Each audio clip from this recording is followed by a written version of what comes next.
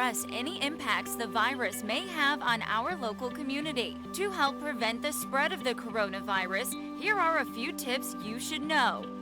Practice proper hand washing by using soap and water and wash for at least 20 seconds.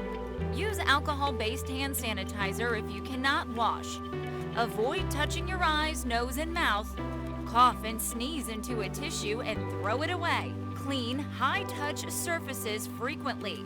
Some examples include doorknobs, credit and debit cards, cell phones, keyboard and mouse devices, and toilet handles.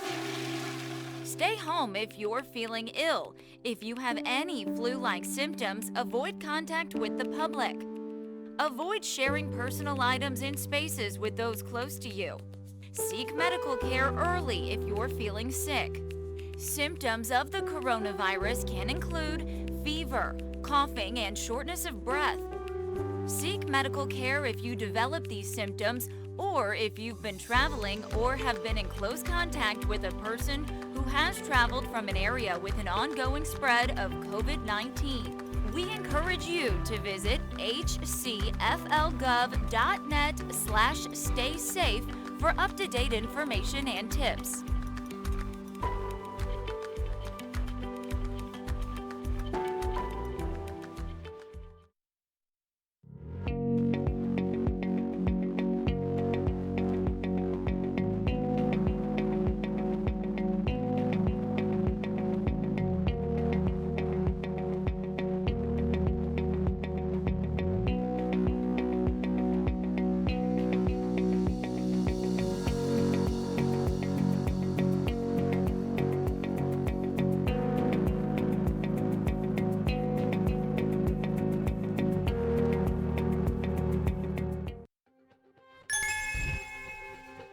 So due to our closures of all of our congregate dining centers and senior centers because of the COVID-19 pandemic, we have 26 different locations that we're still providing meal services for, although today is one of our 10 grab-and-go locations.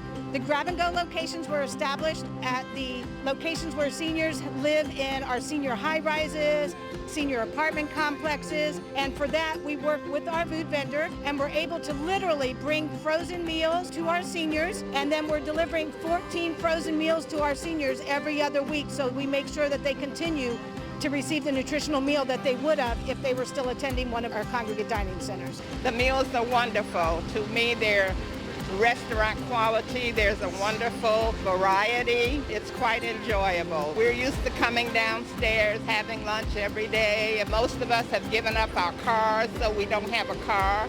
We don't have the bus to take us to the store, but it would be worse if we had to put together meals ourselves with what we have. To know that the county is taking good care of us and bringing these frozen meals to us, this is very much appreciated. The county takes care of the seniors, and we are eternally grateful. We're very grateful. With this pandemic that we are all experiencing, often seniors are a forgotten population. So for our department to continue to stay connected to our seniors, it is crucial for their mental, spiritual, and emotional health. And also we are providing a nutritional value. We're making sure that they are still receiving a nutritional meal. And the feedback that we continue to receive from our seniors is, thank you, thank you, thank you. You are saving me from self-isolation and just going into a state of depression. A lot of things have been canceled, a lot of things have been postponed, but definitely not kindness. And we want to spread the kindness in our community and know that our first responders are still here for you. And thank you for staying at home for us, and we are here for you. So today we are here to surprise a little boy who is turning 9. He just moved to the county with his family and is very quiet, very shy, but has an affinity for fire trucks. And so what better way to welcome him to Hillsborough County and also maybe celebrate a little bit of his birthday by bringing one of our very own fire engines and a rescue to do a little drive-by, especially during this time. We hear someone's having a birthday here. Is someone having a birthday here? Happy birthday, Jen.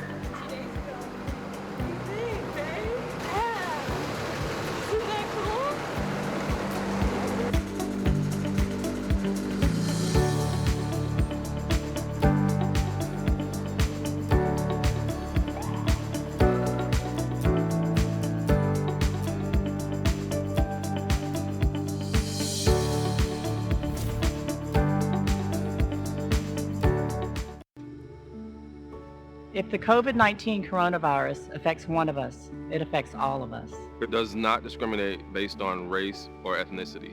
We are in this together, and when we work together, we are stronger as a community. Each person that has accurate and timely information about COVID-19 not only helps him or herself, but it's helping the entire county. That's why Hillsborough County needs your input in the anonymous Stay Safe survey. Your feedback will help Hillsborough County provide you and your loved ones with necessary information and resources to get through this COVID-19 pandemic together. It takes just a few minutes. I've taken the survey, and now I challenge you to be a community player. Text Stay Safe to 73224 or visit hcflgov.net/Stay Safe Input to take the survey.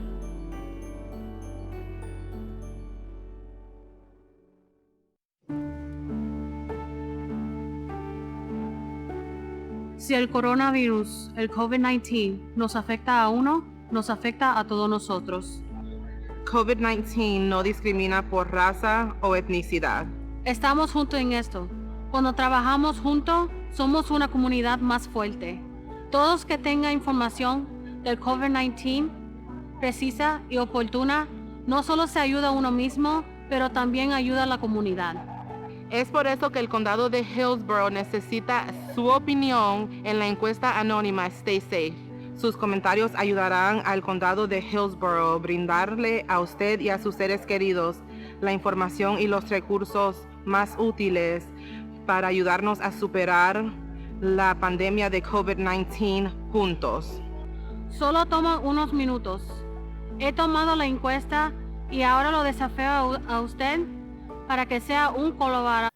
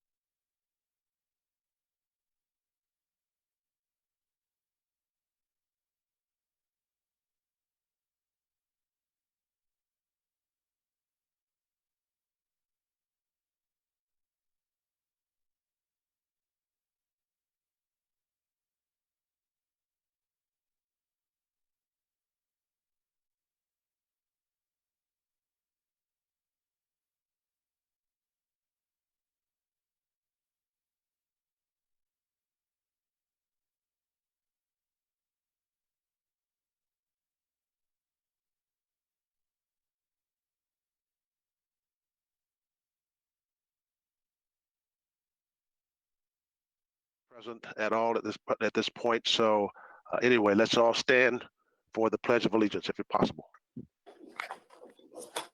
There's the flag. I pledge allegiance to the flag of the United States of America and to the republic for which it stands, one nation, under God, indivisible, with liberty and justice for all.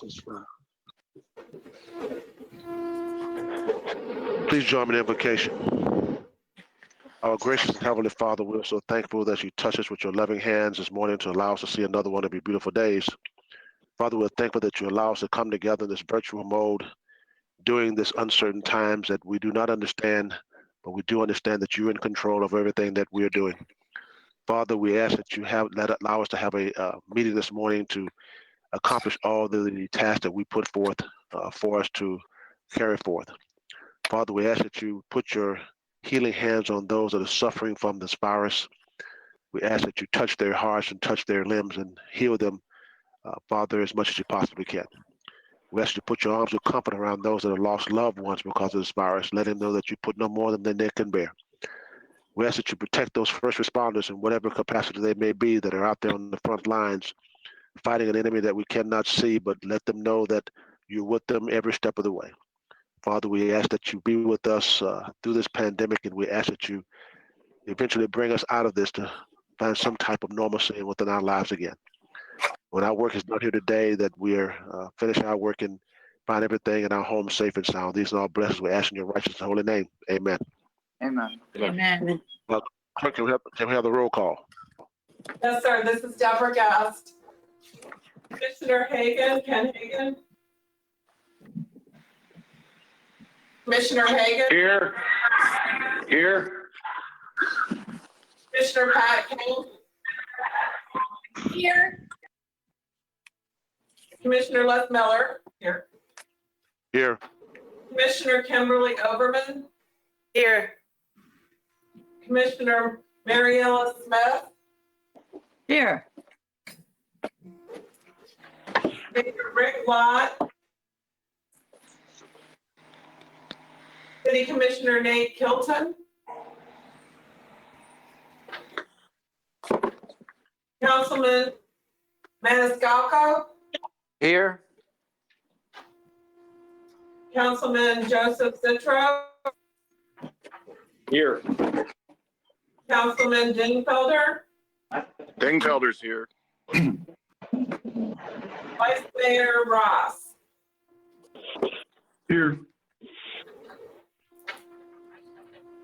Joe Lopano. Here. Adam Harden.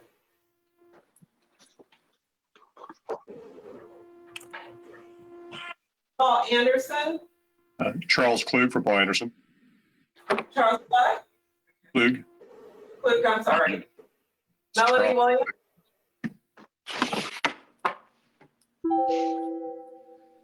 Joe Wagner. Here. Michael Marino. Here. Cindy Stewart. Here. And then we have Cameron Clark and Beth Alden also present.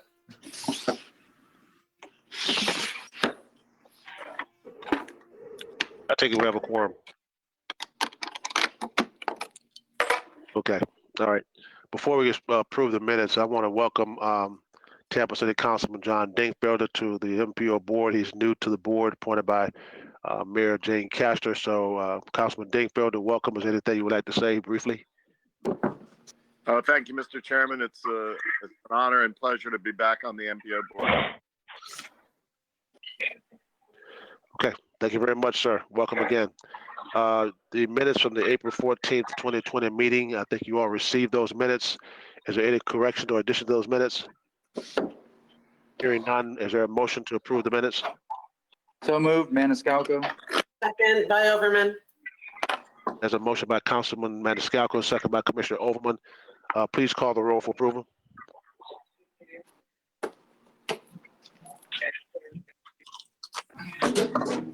Paul Anderson.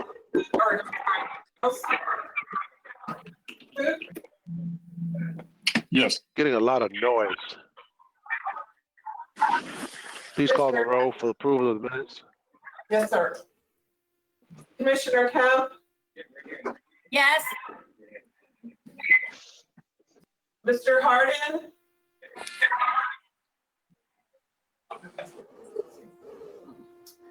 Okay, Vice Mayor Ross. Yes. Councilman Citro. Yes. Michael Morano. Yes. Yes.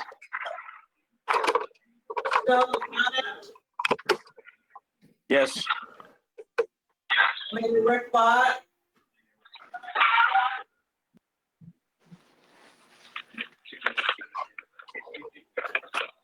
Commissioner Miller. Yes. Councilman Dingfelder. Yes.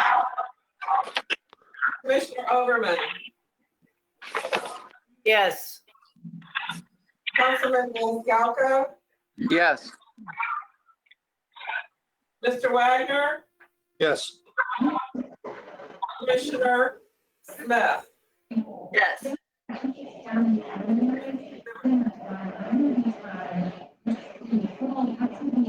Stewart? Yes. Yes. Okay. That's it. Motion passes. Look, folks, we're getting a lot of noise in the background. I don't know where it's coming from, but if you know that's you, please curtail the noise. It's interfering with hearing from the clerk when she's calling the roll. Do we have any public comment this morning? I didn't receive any names. Is there any public comment? Any public comment? I do not see any Third time. public comment. Pardon? There is no public comment. Okay, thank you very much. Let's move to committee reports. Mr. Bill Roberts, CAC Chair. Good morning, Mr. Chairman and members of the MPO board. I'm Bill Roberts. I have the pleasure of chairing your Citizens Advisory Committee. The CAC has not met since your last meeting, so my report will be very brief. You do have 3 TIP amendments on your agenda today. They have been reviewed and forwarded on to you with the CAC comments for recommendation. The CAC's next meeting is May 20th, which is next week. And we have a scheduled workshop to discuss the TIP funding. That workshop was scheduled on May 27th and is still on the calendar in anticipation of the public hearing for the TAP, which was to be in early June, but is now June 30th, is my understanding. So if we have both those meetings, I will report back to you next month. Of the 3 TIP amendments, let me only comment that Amendment 18, these are all 3 for design. They shift funds into earlier years, and the amendment number 18 has the full support after lengthy discussion of the CAC. That concludes my report. If you have any questions, I'll be happy to answer them. Thank you. Thank you, Mr. Roberts. I don't see Ms. Alden telling me if we have any questions at this point. Thank you very much. Ms. West, MPO staff. Yes, good morning, Chairman and board members. Wanda West, MPO staff. Committees approved and forwarded the annual certification of the MPO's planning process, the fiscal year 21 and 22 Unified Planning Work Program, and the Transportation Improvement Program amendments for I-75 and I-4, which are action items on today's agenda. Regarding the UPWP, the Transportation Disadvantaged Coordinating Board members noted that the community health impacts, storm evacuation forecasting, and bus stop assessment studies would be most useful for the transportation disadvantaged. Other presentations made to committees include ITS Capability Maturity Model, Hillsborough County Air Quality Status, Vision Zero Speed Management Study, and Sidewalk Stompers activities including advocacy, walking school buses, and future direction. The Bicycle Pedestrian Advisory Committee received public comments regarding modifications to 14th and 15th Streets in Ybor City as a result of the TB Next project. They also received comments about the need for a redesigned speed study for Bayshore Boulevard. The Transportation Disadvantaged Coordinating Board held its annual workshop and heard an update on the Tri-County regional needs for cross-county trips. The board learned that the Advantage Rides pilot project and Sunshine Lines weekend trips have been provided through the Commission for Transportation Disadvantages, MCOR's funding. The TD board approved fiscal year 2021 Sunshine Line service rates. A presentation on the USC Section 5310 New Freedom Program reported that $2.4 million was available regionally this year. Hillsborough County agencies are receiving around 1.3 million of these funds to continue providing enhanced mobility for seniors and people with disabilities. Staff received emails from Mauricio Rosas expressing concerns about the warehouse boom between Tampa and Orlando, and about T-BARTA's BRT community input meetings. He felt they were not conducted fairly.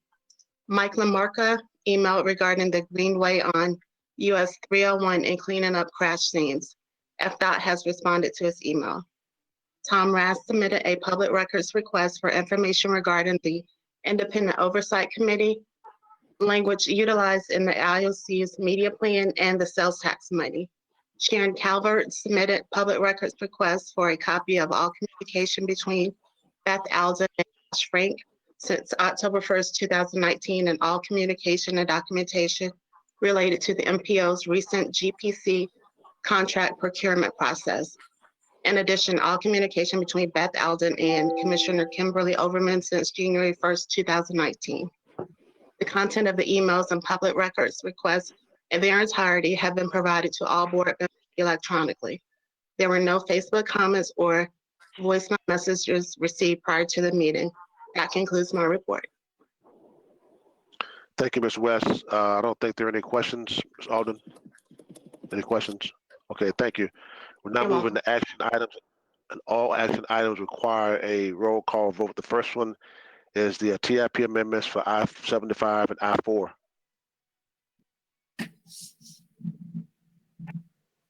Are we ready for roll call? Good morning. Good morning, all commissioners. This is Vishaka Shivaraman. I'm MPO staff. I hope you can hear me clear. I will start with the TIP amendments, which Wanda had mentioned earlier, which were on the CAC, and it went to the other TAC committees. So, Beth, can I move on to the first slide, please? Yes, ma'am.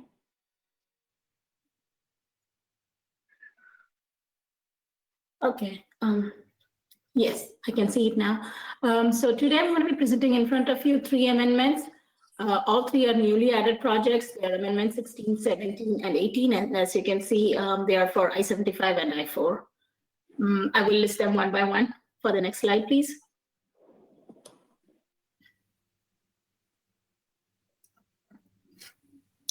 Yes, so this project is for I-75 from US 301.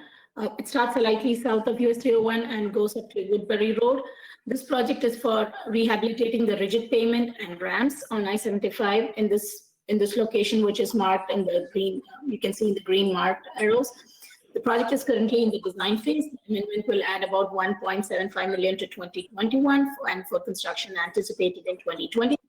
And I will show you the comparative report in the next slide. Yes, as you can see here, this is, you can see in the comparative slide, it's a newly added project and you won't see any previous project in that. And as you can see, it's ACNP funds, which is Advanced Construction Funds, and the amount added is 1.75 in 2021. Thank you. Next slide, please. So this project is almost the north of that location previously shown in the other project, and it's for I-75 from north of CSX Railroad Broadway Avenue to south of Fowler Avenue. This project will also rehabilitate the existing pavement and also make the other changes. The project is currently in the design phase, and it's also meant to add $1.76 million in FY 2021, and the construction is anticipated in 2023. The comparative report, please. So this is the comparative report. Again, that's the same project. I mean, it's the same as you can see here previously. It adds $1.76 million to FY 2021, and the same funding code is ACNP Advanced Construction Funds. Next slide, please.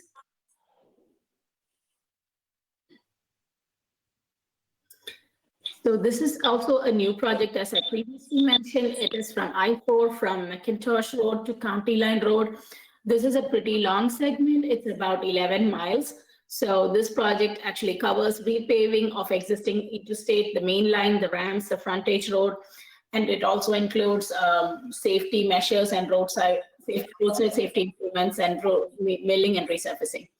Any other pavement and markings and substandard sign replacement will also be added to this project. This project is also in the design phase, and this amendment will add about $3.8 million. Construction is anticipated in 2023. Next slide, please. So with this, I'm pulling out the comparative report for this project. It is slated for funding in 2021, and it's Advanced Construction Funds. And this project, as you can see here, it's adding $3.87 million. So with that, I will move on to my request of please approving this amendments. And if you have any questions, you can ask me. Thank you. Are there any questions, Ms. Alden? I don't see any. Okay. I think Commissioner Overman was waving. I don't know if she's fanning something or what she's doing. Commissioner Overman, you recognize for a question? Thank you. On the last project, I appreciate it, Chair. On the last project, it's just a repaving. Is there any restructuring or any redesign considered as far as I-4 is concerned? During the Board of County Commissions comprehensive plan meetings, we had discussed the need to consider wildlife travel and how wildlife travels through that area. There is a very small sliver of the wildlife corridor that does travel through that area, if I'm looking at the map correctly. And I was curious if in this process of redesigning this area or just repaving it, that there's an opportunity to create a pathway under I-4 in that design. Is that an option to consider? Or is that something that would take much more effort? So thank you for the question, Ms. Oran. Actually, this question was brought up at the CAC meeting, and that was what was addressed earlier, because this 3.87 million was a question in doubt. And I got an answer from the FDOT project manager, and I had written it to CAC members that what I see on the TIP amendment is only for the road milling and resurfacing, because it's such a long section of the road. It's about 11 or 12 miles. So this project actually covers only substandard sign replacement, pavement marking. And with this project, what FDOT will see is that if any roadside improvements or pedestrian ramps or crossing needs to be replaced, that will happen. It also will update the signal loops at the ramps. So it's mainly a preservation project, and that is all I know as of now. I don't know if there is any wildlife crossing designed in that, although if Beth or somebody knows, they can answer that. But if you want to check more on that, I can check that, and I'll get back to you with an answer for this particular question of wildlife crossing. Yeah, I don't like spending money twice. And if we're going to resurface this road, now's a good time to take a look at that as an option, since what we're doing right now is approving the design cost. So thank you very much for your answer. I appreciate it. Thank you. Are there any further questions? Any further questions? I don't see any questions in the chat box. What's your pleasure? Thank you, Commissioners. You're welcome. What's your pleasure? Move to approve. Second, Commissioner Overman. Who moved to Joe approve? Motion by Mr. Wagner, second by Commissioner Overman to approve the TIP amendments for I-75 and I-4. Seeing no further discussion, please call the roll. Mr. Charles Klug, Yes. Commissioner Pat Kemp, Yes. Vice Mayor Andrew Ross, Yes. Councilman Joseph Citro, Yes. Mr. Michael Marino, Yes. Commissioner Ken Hagan, Yes. Mr. Joe Lapano, Yes. Mayor Rick Lott, Mr. Adam Harden, Commissioner Wes Miller Jr., Yes. Councilman John Dagerfelder, Yes. Commissioner Kimberly Overman, Yes. Councilman Guido Maniscalco,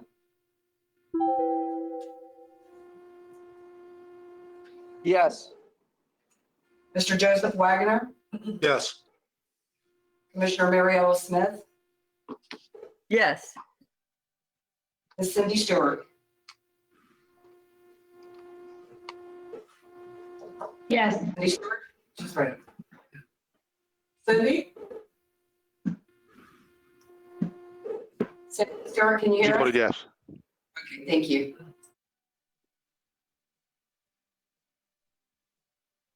By my tally, the vote passes. The motion passes, I'm sorry, not the vote passes. We move on to B, fiscal year 19 and fiscal year 20 UPWP amendment for funding the obligation. Good morning, Commissioners. This is Allison Ye, also with your MPO staff. The next two action items actually, pardon me, have to do with the Unified Planning Work Program. So the first one we see here is the fiscal year 19 and 20, the obligation or shifting of funds, a routine administrative tasks we do to close out funds at the end of 2 fiscal years and moving into the new work program. Next slide, please.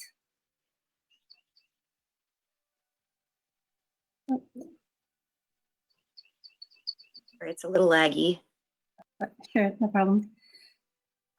So this current work program is going to end on June 30th of this year. And as I mentioned earlier, we're going to shift the funds that are unused into the next work program. So that in the next slide, I'll detail that more, but it's in some specific tasks, tasks 2, 3, 5, and 6, which are primarily our planning tasks. And in particular, task 3, which is our data task, we had to not do traffic counts this year because of the health emergency we're having. And so some of the large number of those funds are being moved into the next fiscal year. And when we move them, they will become available again July 1st, 2020. Next slide, please. This is just a snapshot of what's being moved. It's in task 2, the system and quarter planning task, task 3, the long range plan task, task 5, public participation, and task 6, the coordination task. And this is only our federal funding. And it amounts to approximately 332, almost 333,000. And it's in compliance with the DOT standard that we move no more than 20% of our funds carrying into the next fiscal year. And it's only about 9% here, actually. Next slide, please. And there are some other housekeeping items we are doing along with this amendment. So there were some minor equipment expenditures that weren't needed. So we're shifting those to pay for staff hours. There's unused FTA funds that are more useful next year. So those are also being moved into the next work program. And you'll see that in the next presentation. We added some language in task 1 to clarify that we are having expenditures for ADA compliance purposes as well. In your packet for this amendment, you'll see that there is some TIP comparison tables. And the only things those are doing, those are also being amended along with this, this presentation here, is that we're matching what we're doing with the UPWP with the TIP. So that just kind of does that concurrently. Next slide, please. So the action we're asking for today is for you to approve this amendment for the fiscal year 19 and 20 work program and to deobligate planning funds and the related TIP amendment with it. And I'm happy to answer any questions you have before we go to the roll call vote. Are there any questions?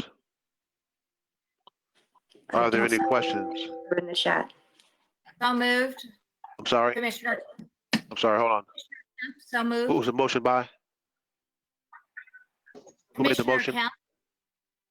Commissioner Kemp moves, who seconds? Is there a second? Second, Joe Wagner.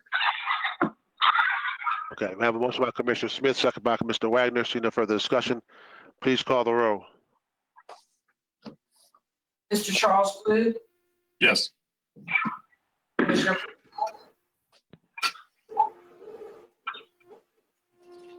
Commissioner Pat Camp, Yes. Whoever's calling the roll, excuse me, whoever's calling the roll, we can't hear you. You're fading out. okay, is this better? Yes. Okay. Ms. Molly Williams?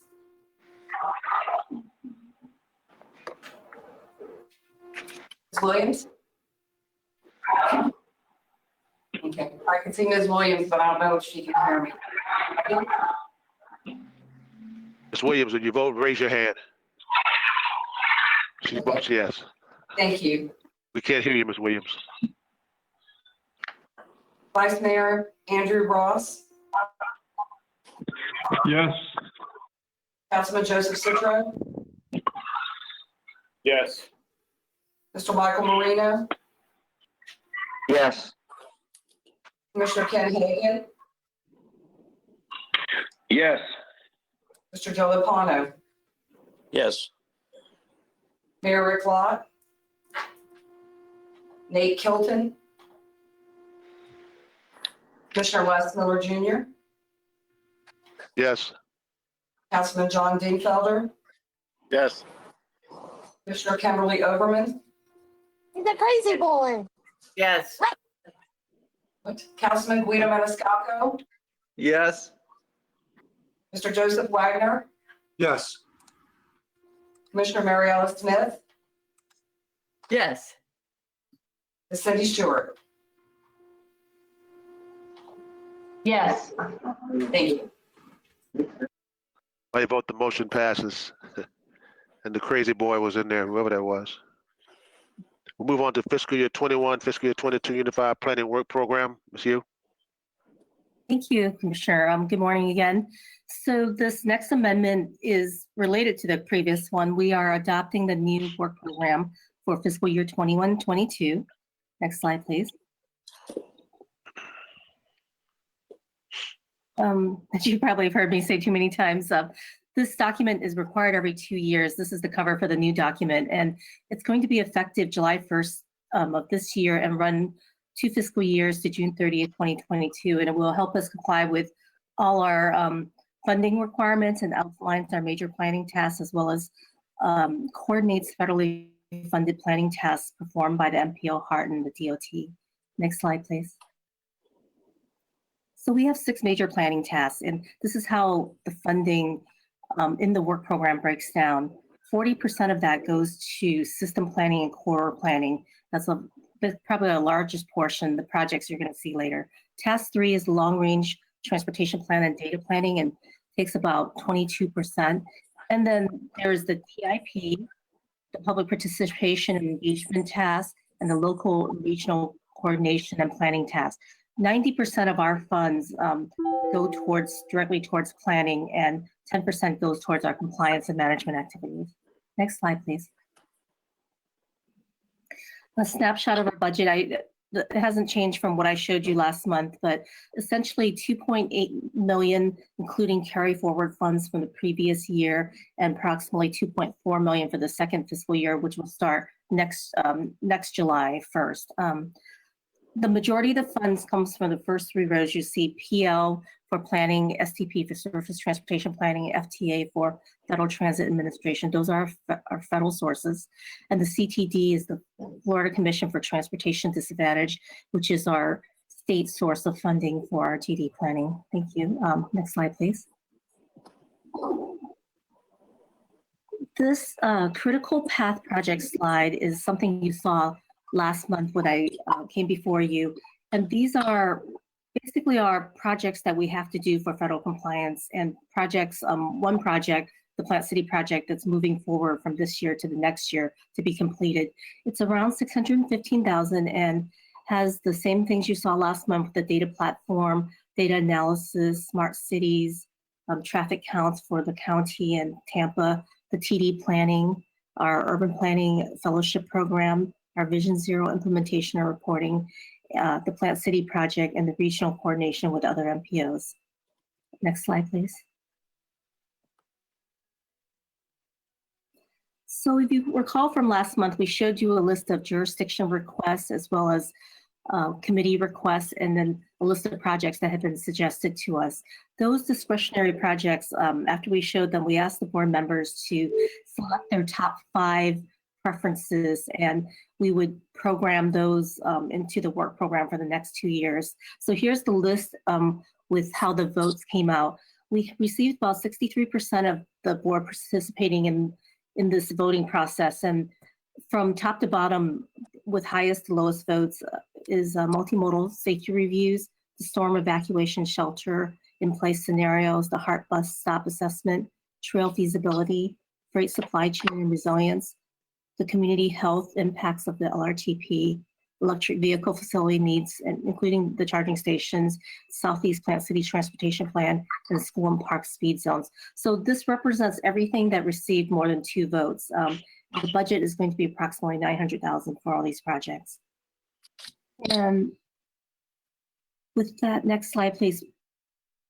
Okay, I think we're missing a slide, but the next slide for me is to tell you that We went through the committees in April, brought the draft to the committees, and today we're hoping that this document will be adopted so that we can transmit that to the Department of Transportation by Friday, so that we can have our funding in place by July 1st. I believe it's also another roll call vote, but I'm happy to answer any questions prior to that. Thank you. Are there any questions? Ms. Stewart, I see your hand. You recognize. Not a question, just a comment. So can we go back a slide? Sorry, it's hard to have the agenda up and have the screen on. I feel like we have two computers going as it is. So I'm really excited to see that the multimodal school safety study is at the top of the voting list. That makes me really happy to hear that we're going to talk about students and their safety and the safety around schools where a lot of children and parents and families congregate.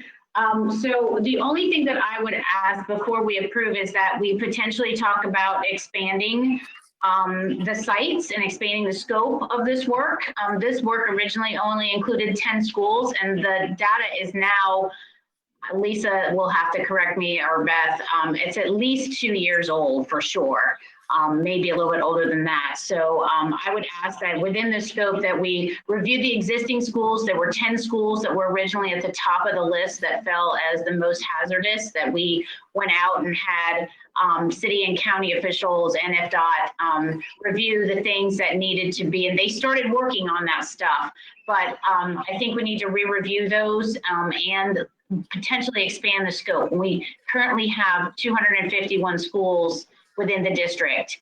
And I know there are more than, that need, and that does not include charters, which have no busing from the district whatsoever. There's not a lot of walking to those. There's a lot of car riding and parents in parking lots. And then the other thing is, if we're going to talk about how kids get to schools and talk about these reviews, at one point, Lisa Silva and I had been in conversations with both the county and the district and MPO staff about creating what we called family-friendly maps, which are the ability for a parent to have a map of where their school is and alternate routes to get to that school, either by bike or by trail or by walking, that the school district could distribute. We would not own them, but they would be something that we could give out to families and say, we're not telling you what route to take because we can't do that, but here's safe routes for you to get to and from school. And if there are suggestions or ways that we can make changes for those routes to be safer, I'll give you an example. When we did the school safety review recently at Benito Middle School, the students walk on a very busy, granted, it is a 4-foot, 5-foot sidewalk, and it is big, but it is a busy road. So to keep them from walking on that road, there's a path already behind the library, and we moved the students to that path. We had to add a gate to allow them to come onto the middle school property and then get to the elementary, but it was a simple fix. But it's a different path if parents don't want their kids on the busy road where all the traffic is. So having those options for parents to be able to have at least have a map that says, here are different routes for you. I would ask that we add that to the scope of work and talk about how we implement that as well. Ms. Alden, I know you're familiar with all of that stuff. Welcome to the webinar. You have entered as an attendee in listen-only mode. Scheduling our next in-person meeting once we can convene groups of the size. Sorry, that's not me. Our task force meetings 6 through 9. Lionel, can you see who that is and see if you can mute them? As soon as we have any specific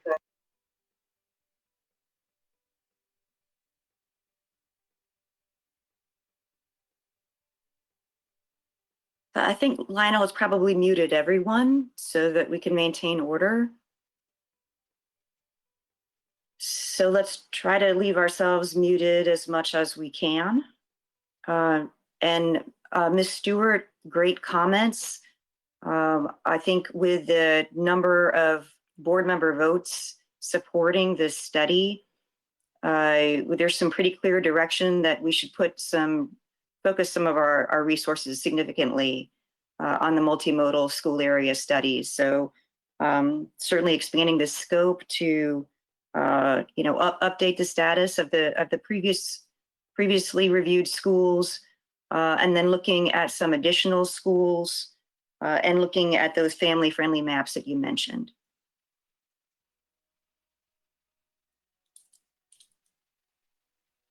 Commissioner Miller, are you muted? Can you unmute yourself?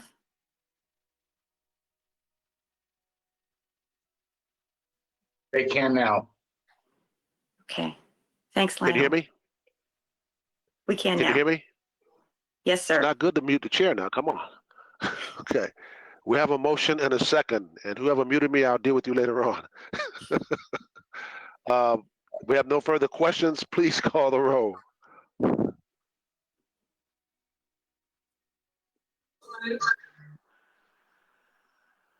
Unmute the clerk. Yeah, she's not muted. Okay, Mr. Charles Just Klug. left the meeting, huh? And Mr. Klug, hear me? Okay, he can just jump in when he unmutes himself. Commissioner Pat Kemp.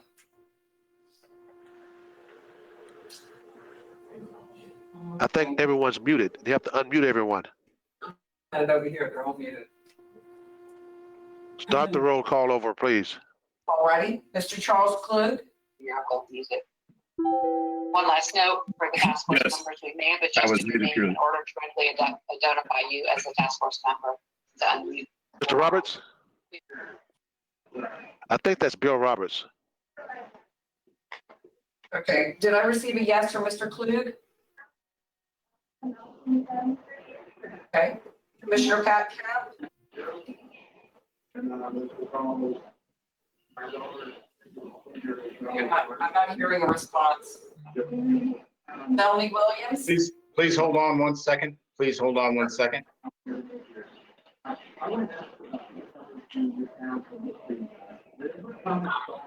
Yes.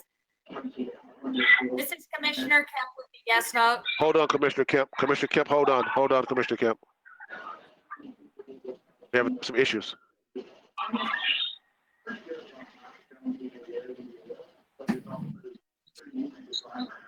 I vote yes. Charles Klug.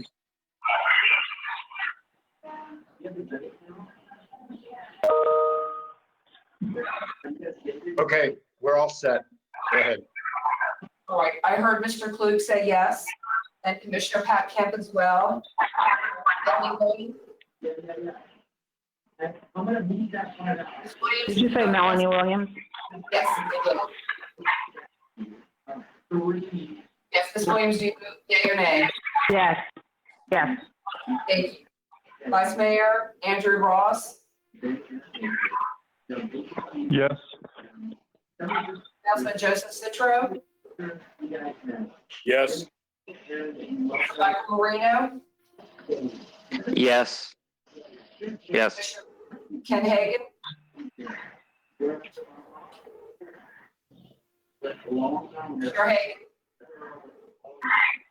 Yes. Mr. Joe Rapano,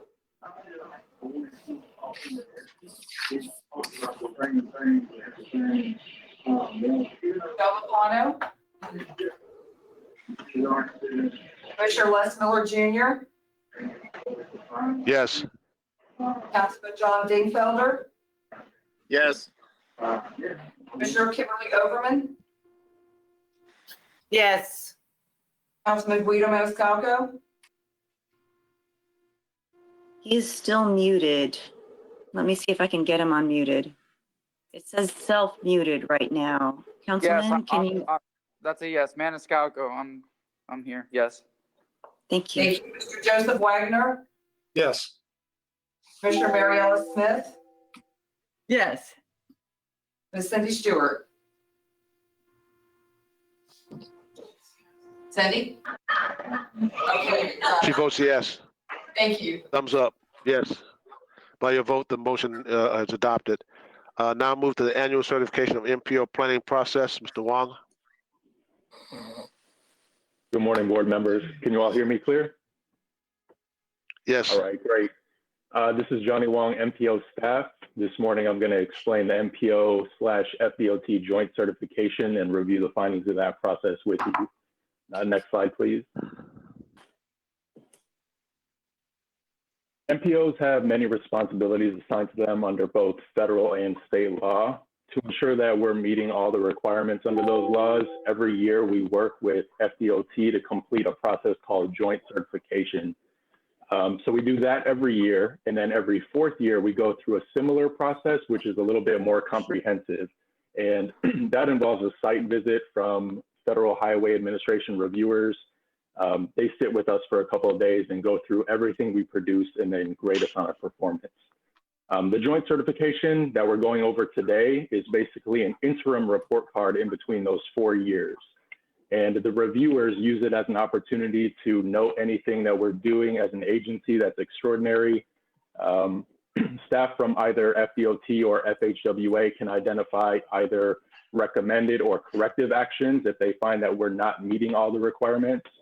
And it basically boils down to a fairly extensive checklist. And then when it's completed, we submit that to the state and to FHWA for final review.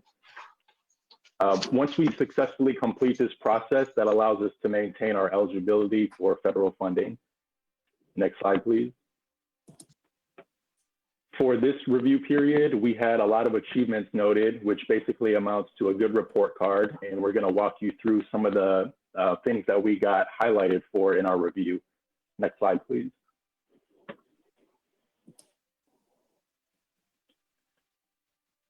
All right, so let's go through the achievements. The first thing that was noted is our Resilient Tampa Bay Transportation Plan, which was highlighted as a notable study. We're one of 19 MPOs around the country that won additional funding to do studies on vulnerability and criticality of our transportation network. That study was completed in collaboration with Pinellas and Pasco MPOs. And so it was a tri-county effort. And together we assessed vulnerabilities to flooding. We looked at sea level rise, and we tried to determine what that means for the future of our transportation system and how that would impact the region's economic viability in the future. We included the findings of that study in our long-range transportation plan. We included that as an element of the system preservation program. We led this initiative, and since we wrapped up the study, we've shared results with other MPOs around the nation by participating in peer exchanges. And we use those as venues to discuss what we've learned and try to determine what the impacts of this could be. The study's already been recognized by the MPO Advisory Council as a noteworthy practice winner. And as a result of this year's joint certification review, it's now been designated as a best practice by Federal Highway. Next slide, please. The second thing that was noted as impressive is our engagement efforts. And so those were lauded as exceptional, especially the online public survey that we did for the 2045 long-range plan. Last summer, we used an online survey tool called MetroQuest. We used that as our primary tool to ask people around the county which priority projects should be included in our long-range plan. We recruited participants for this effort by using targeted social media ads on both Facebook and Twitter. Those digital efforts were complemented by an in-person approach. So we attended community meetings that we got invited to. We also invited ourselves to a few meetings. Those live meetings were concentrated primarily in our communities of concern. And the goal for doing that, or the reason for doing that, is to engage demographic groups which are usually underrepresented in survey responses. We tried to make it really easy for those individuals to participate. So we proactively translated the survey into Spanish. We provided a hard copy version for anyone that doesn't have internet access. And we also set up a hotline to serve the visually impaired. We did intercept surveys at HART bus stations, and we did multiple ride-alongs on buses to capture the transit-dependent community. With those efforts, we had more than 5,000 people provide input to us, which is considerable for a survey like this. And we were really successful in increasing participation among those hard to reach groups. Compared to the survey that we did for the Imagine 2040 plan, its time 2045 had 40% greater participation among the African-American community and 70% greater among Hispanic residents. Next slide, please. Third, the Gulf Coast Safe Streets Summit was noted.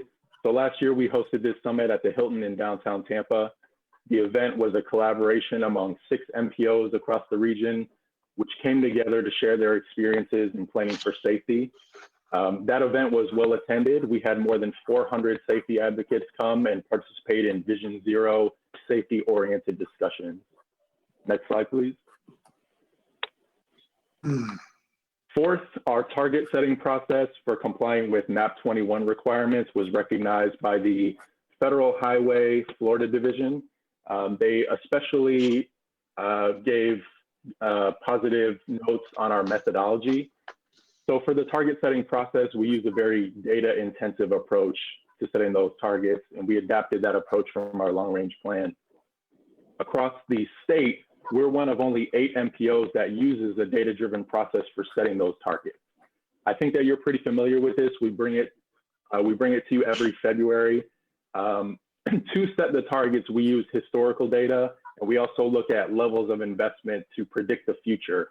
And that approach has garnered a lot of positive attention from around the nation. Last November, we hosted a workshop at our offices. We had staff from Federal Highway, DOT, and other MPOs attend. We used that venue to share our techniques for collecting and analyzing the crash data. And then we also shared our methodology for predicting the crash rates into the future. Next slide, please. We were also noted for our Healthiest Cities and Counties Challenge, AKA the Garden Steps Challenge. That was highlighted positively by reviewers. Last year, we were awarded a grant from Aetna, which is pretty notable because receiving funds from an insurance company is definitely a first for this MPO. That money is allowing us to continue our work expanding access to healthy foods and food deserts. And we do that through a combination approach of education, garden building, and then enhancing access to grocery stores. Next slide, please. We got 2 recommendation comments from FDOT, and both were positive. The first is regarding risk assessment. And in this context, what that means is that the financial risk to FDOT for providing grants to us for planning purposes is low. And so we're in the low risk category, and DOT reviewers recommended that we remain there. That's positive because it indicates that the invoices we submit and all the supplementary documentation is always in good order, and they want that to continue. The second recommended action that we got is, since our MPO is known for being innovative and for leading change, especially regarding safety projects and for multimodal approaches, they want that to continue as well. Next slide, please.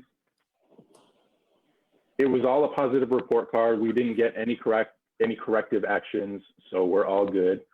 Next slide, please. And this is an action item for you all. You can't change the findings of the certification that comes from DOT and Federal Highway reviewers, but we're looking for your concurrence that we're in compliance and that you support our recertification as an MPO. That action comes with 3 sub-actions. The first is to recognize that we're in compliance with federal and state laws pertaining to MPOs. Second, that you support our recertification. And third, that you authorize Chairman Miller to sign the joint certification statement. And I'll be happy to answer any questions that you have. This is Commissioner Overman. I move those 3 items, please. Is there a second? Second, Mariella Smith, seconds. There's a motion by Commissioner Overwood, second by Commissioner Smith. Are there any questions, any discussion? Hearing and seeing none, please call the roll. Mr. Charles Klug, Yes. Commissioner Pat Kemp, Yes. Ms. Melanie Williams, Yes. Vice Mayor Andrew Ross, Yes. Councilman Joseph Citro, Yes. Mr. Michael Marino, Yes. Commissioner Ken Hagan,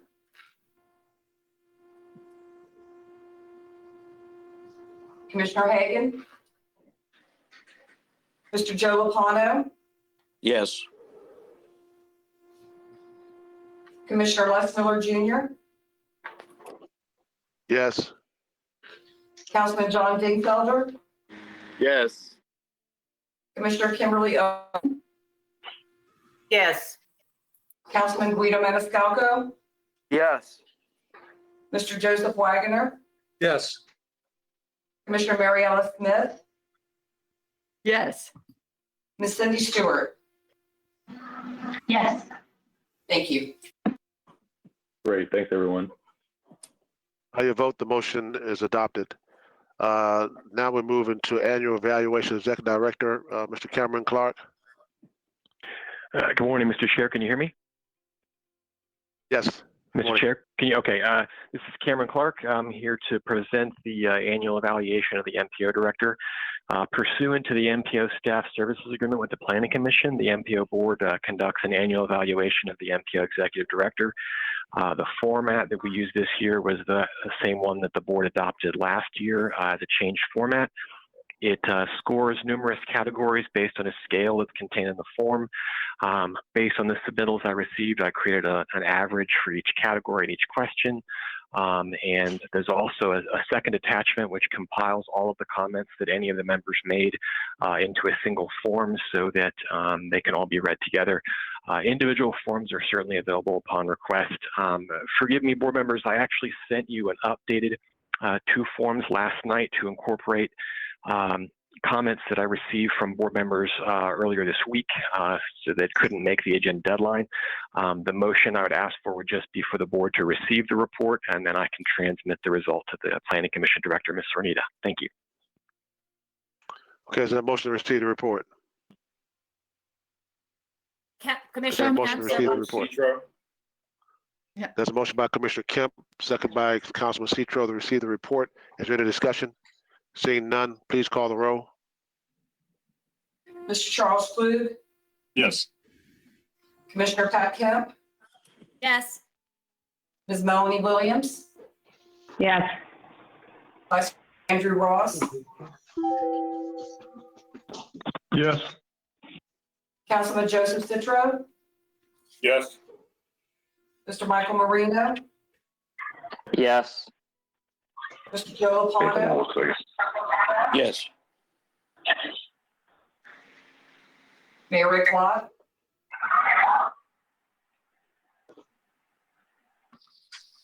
Commissioner Les Miller Jr., Yes. Councilman John Dingfelder, Yes. Commissioner Kimberly Overman, Yes. Councilman Guido Maniscalco, Yes. Mr. Joseph Wagner, Yes. Commissioner Mary Alice Smith, Yes. Ms. Cindy Stewart. Yes.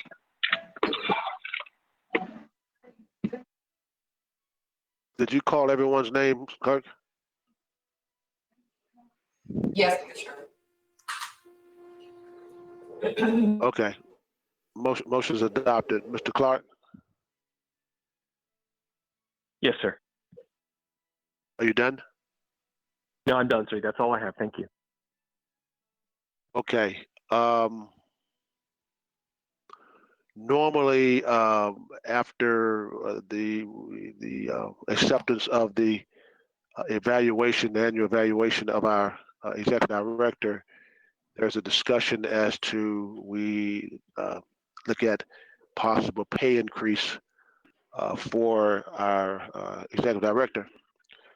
I had a conversation, I believe I remember having a conversation with Ms. Alden a while back concerning that.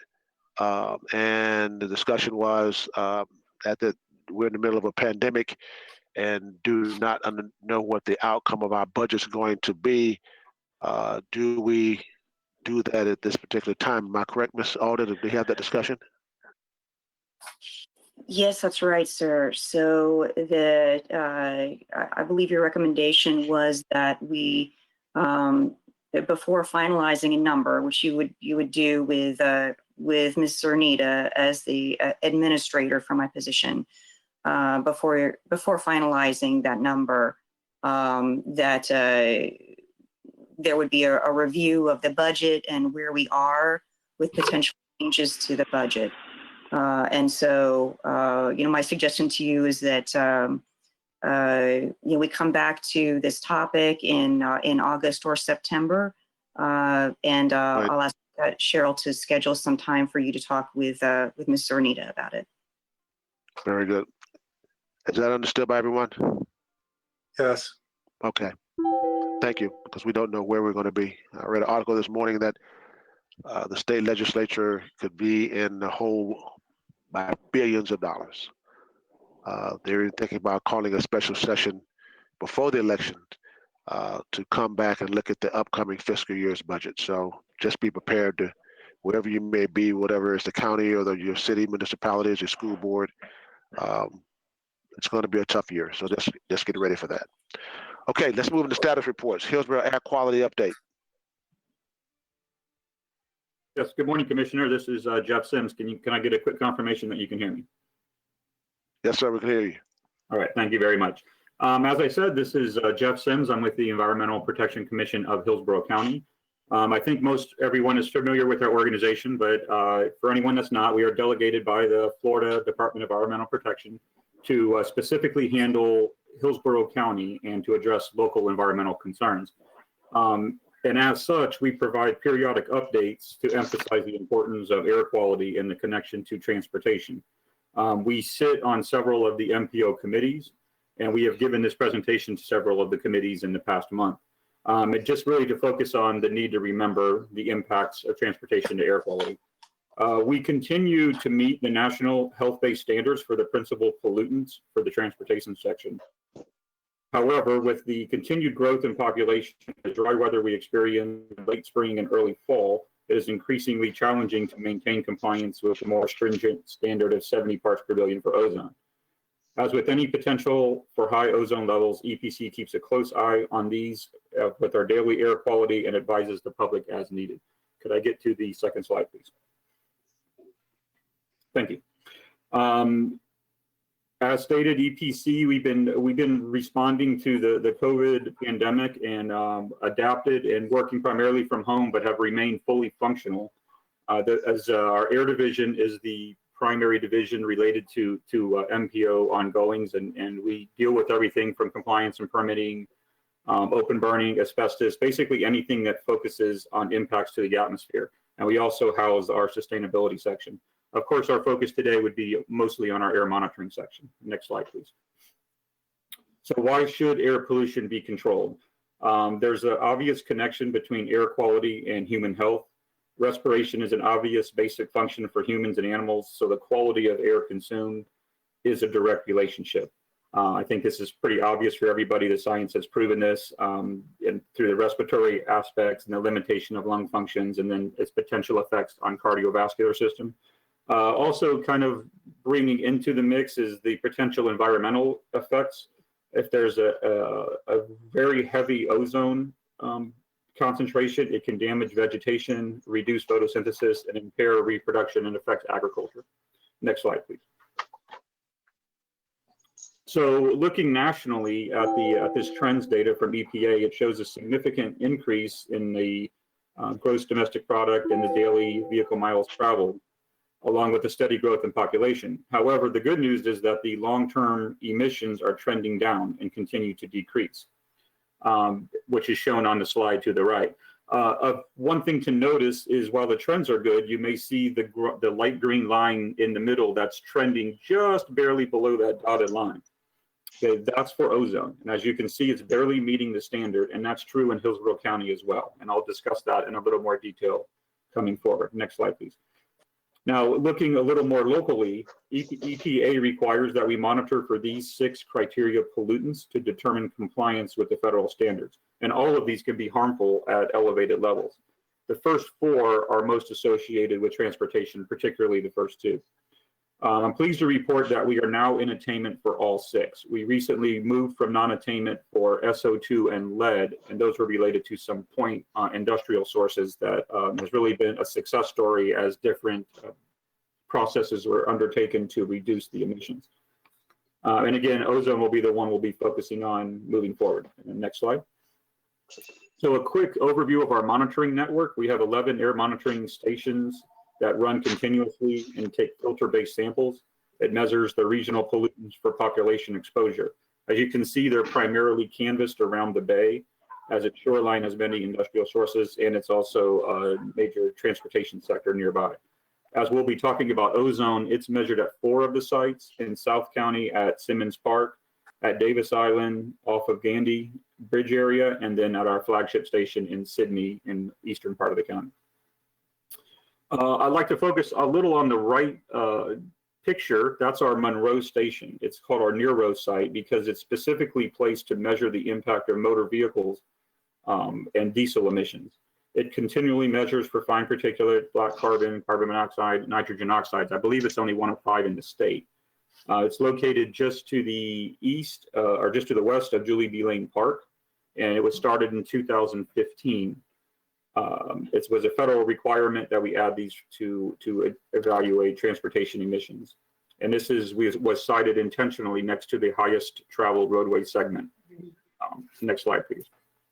So looking at the graph here, it's a fairly good indicator. We have one station, and it's very much affected by wind, as you can imagine, because if the wind is moving away from the direction of the interstate, in this case, which is north, you wouldn't be getting as the readings exactly the same. So you really have to look at this data over a large gap of time. I just pulled a short snapshot here from February 18 through the 20.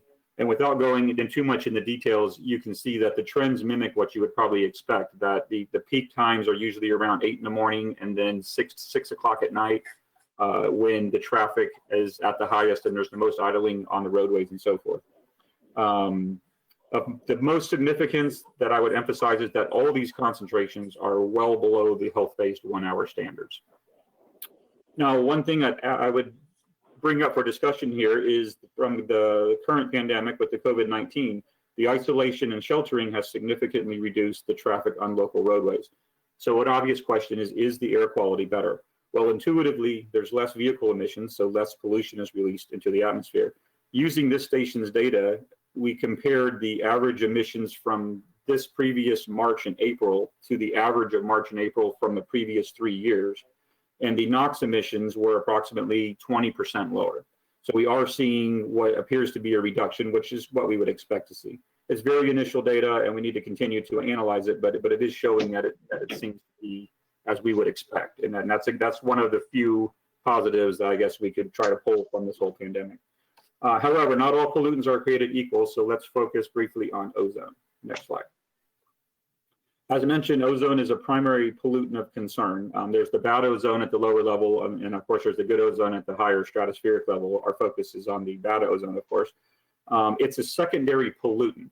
So that's a little finicky because it is involved, it's a reaction between VOCs and NOx in sunlight. So I don't want to go too science on you here, but it's like the best word to describe it is finicky. So that's why our current time of March and really April and May is the peak because of the meteorological effects. There's a huge meteorological factor when it comes to dealing with ozone. And we'll see as we go forward. We're losing you. Oh, I'm sorry. Can you hear me now? You're breaking up, sir. Okay, let me. Can you hear me now? I'm not sure why I'm breaking up. That's better. Go ahead. Okay, I'm hopefully rounding the corner here. So as you can see with the graph, it used to be that the point sources industry was the primary contributor of NOx, which is the main component. And over the years, with increased regulation, it's really evolved into the transportation sector. So it's got a bigger piece of that pie on the right. Next slide, please. Okay, so briefly, I put this, okay, we jumped one slide, I think, which is okay. I put this slide on there. We are in attainment. It's kind of a spoiler alert, but just to reference that it would be significant if for MPO and locally, if we were to go non-attainment, we'd have to develop a state plan. It could affect how the CMAQ money is distributed. We'd have to do conformity analysis, which involves modeling. It would be very staff intensive. There could be tighter requirements on industry. There's just a lot of things that would be involved, but I'm not going to house in those because, like I said, we are in containment. So next slide. So as shown, we are in attainment, but we are close. It's based on a 3-year rolling average, and the graph has got a lot of numbers on the left. But if you looked in detail, it would show that Hillsborough is the highest in the state. There's a lot of factors for that. Traffic congestion, the industry located on the bay, probably where there's a hypothesis that just because we don't get a sea breeze, because we're kind of blocked by Pinellas, that it tends to stagnate more, especially this time of year. So again, meteorological factors are significant. So are the ozone levels lower with the reduced traffic? Well, most likely, yes, but on paper, it's a little bit difficult to describe. And because of these factors, and I say that because we just recently had an exceedance on April 3rd and May 2nd. Those are our only 2 this year, but we really wouldn't have kind of expected that because of the reduction from traffic. But it's really quite interesting if you looked at the meteorological factors, especially on the May 2nd, it was like 2 highs bracketed Florida and shot a trough right down in Hillsborough County. Sims? Yes. We're losing you again. I'm sorry about that. I'm not really sure why. Yeah. How about now? Go ahead, sir. Okay, I'm going to try to wrap it up quick. Not sure why I'm losing it. But anyway, the main idea is that the meteorological factor, we believe that we will still continue to meet the standard for ozone, but it only takes a series of poor days that could affect this. Next slide. Okay, these are pretty straightforward, just showing that we want to continue to emphasize areas in the board we would like to consider to reduce impacts to air quality. This would be electric vehicle operations, things that would reduce vehicle truck and idling and so forth. Basically things that would reduce single occupancy transit. Next slide. So a few of the things that EPC does, we have several alternative vehicles in our fleet. We offer 2 public charging stations on site, and we're involved with quite a bit of outreach trying to promote the public to get involved with these alternative fuel sources that have less emissions. Next slide. So ultimately, our message is that our local air quality is good. We have very few unhealthy air days per year. We will issue air quality advisories on those days to keep the public informed. One just example I would pull out, we had an interesting one back on April 13th where we had an elevated particulate level, which was scratching our heads. And then we realized it was primarily attributed to fires in Cuba and Central America. And the trough of air was bringing it in our direction. It's just interesting. It's just a point to show that sometimes the outside influences from the county can affect us. Last slide. So overall, our local air quality is good, and that trend is also echoed across the state. Our local efforts have helped the state to have the cleanest air on record. The recent non-attainment areas in Hillsborough, Nassau, and Polk counties came into compliance after years of targeted reduction from industry. And Florida is the most populous state to meet all of the national ambient air quality standards. So with that, I would just like to ask that we need to keep promoting efforts leading to emissions reductions and continue to be conscious about the importance of air quality. I'll take any questions from there. Mr. Chair, we have a couple of questions. Okay. We have Okay. Commissioner Kemp and possibly Councilman Dingfelder. You have who now? Commissioner Kemp and Councilman Dingfelder. You're breaking up again. Commissioner who? Commissioner Pat Kemp. Okay, Commissioner Kemp, you recognize. Thank you. I just wanted to first of all say this was a really excellent report and so important in this time of coronavirus. And I think that indicates why, one of the reasons we should always be paying attention to this, but certainly, as we know, this is a respiratory disease and it's affecting people with pre-existing conditions like asthma. As we also know that surrounding our interstates is a zone of high asthma, childhood asthma, other asthma, and other disease. And this is because of the emissions that we're getting from cars and vehicles on these roads. I thought it was interesting that even in this time, I thought it was kind of shocking actually, as good as the report was, that even in this time, maybe not April 2nd, because I'm not sure how shut down things were then, but May 3rd, to think that we could also have non-attainment on that day with the reduced traffic. I also think it's important for us to recognize that, I used to think that electric vehicles were such an advantage, which they are. They don't have the NOx emissions, but the particulate matter is, as I understand, a high percentage of the pollution that we receive, and that comes from tires and brake dust, and is polluting our bay and waters and our air for a mile around our expressways. So I'm wondering if you have any information on that, if you could talk about that. The second thing, and I had said this to Miss Alden the other day, and I want to see us looking at, is the reduction that comes from telecommuting, and how we might be able to make an effort as an MPO to look at this in the future. I certainly want to look at it from the county doing more of it, but also from our corporations and our businesses when they can, because it certainly has reduced our road load incredibly. And to the extent that we can start to encourage that, or whatever efforts we can make in that direction, I think would be good. But I'd first like to just see if there's any more comments to be made with regards to electric vehicles, and with regards to, I know you said our biggest pollution source is now our vehicles. If you could speak to that a little.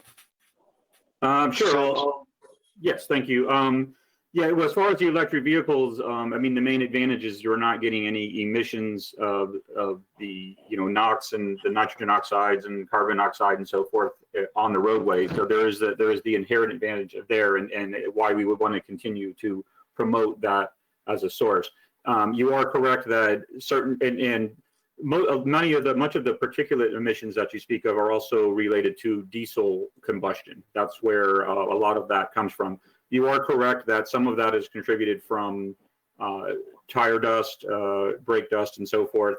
And that, of course, electric vehicles would also have those same issues. Although electric vehicles tries to recover power by using the braking to help charge the system. So sometimes they actually use less brake because the engine itself is recovering the power. So there would be a little bit of a secondary advantage there with a little less brake dust, I suppose. But the tire dust tends to be a little heavier. That would be more so along the roadways, but it can become fine, and it can affect the areas around the interstates. I don't have the hard numbers in front of me, but I could certainly ask our monitoring section to give a quick provide me with a quick summary of what they're reading on the fine particulates, at least at the near road site on Monroe. But it is, that's why we monitor it. And I can tell you that it is well below the national air quality standards. And that station is located there because it's the busiest segment in the county on Interstate 275. So the numbers that we record have been low. Hopefully that addressed what you were kind of looking for. And the second issue on the telecommuting, all I would say is we absolutely 100% would promote it as an agency, and just for the impact of the reduced traffic on the roadways and the correlated reduction in emissions that you just spoke about. Okay, Ms. Alden, who else? Thank you. Okay, who else we had? Yes, sir. Councilman Dingfelder indicated that his question has been answered. Pardon? Commissioner Smith would like to ask a question. Commissioner Smith, you recognize. Thank you. Excellent presentation, and something that we are becoming more and more aware of the importance on many levels. Like, we've long been aware that the NOx pollution from our roadways and automobile traffic not only pollutes the air, but pollutes our bay. It's one of the biggest polluting ingredients to our Tampa Bay, and one of the biggest problems there. But is it now that we're becoming more aware of the dangers making people more vulnerable to respiratory viruses like we're dealing with now? Would it be the particulate matter? Which of these pollutants are the most dangerous for people in terms of not only making us vulnerable to respiratory viruses and like we're suffering now, but also for childhood asthma and other respiratory ailments? Honestly, I'm not a health expert, so I couldn't give you a completely educated answer. I can tell you that our studies show that all of them can be unhealthy in highly concentrated levels. Particulate at least you have the ability, depending on the levels, like people wearing masks nowadays, that should control the most intake of particulates that might be in the air. So at least there's the potential advantage to have a secondary control that you could enact on your own person for those, as opposed to the aerosol ones that are in place with the remaining ones.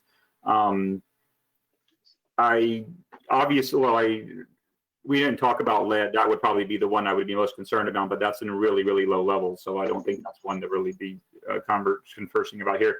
All of them are ones to be conscious of. I think the main thing is to be aware when those levels of any one of them are elevated. And that's what we do as far as we compare to the air quality index and the national standards, and we will issue advisories. And as shown in that one graph, there's 5 or 6 a year, almost exclusively to ozone. Occasionally, we might have some for dust, but that's attributed typically to forest fires that are going on around the state, and then the wind will drift some of that in our direction, or it could be fires in our area too. And in those areas, those are those hazy days that you might see on occasion in that time of year. But my answer would be that we just need to be conscious of all of them and just be aware on elevated days, especially if you're a sensitive group, not to to limit your time outside.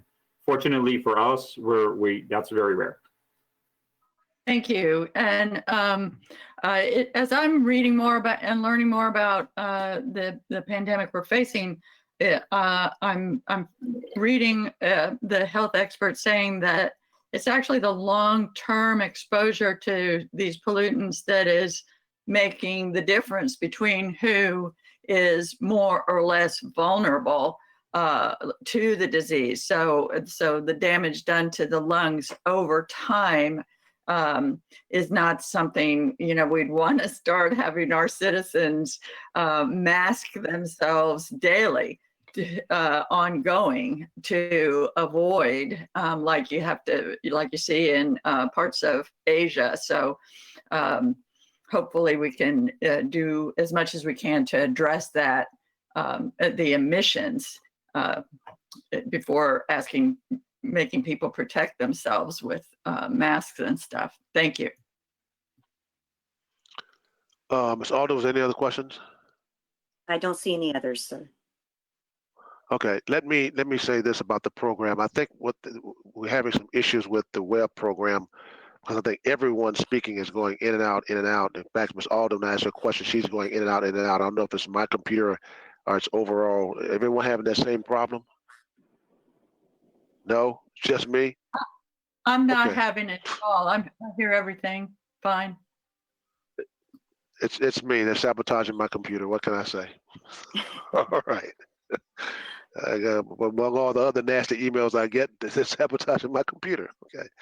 All right. We're going to move on to Transportation Disadvantage Service update, Ms. Ogilvie.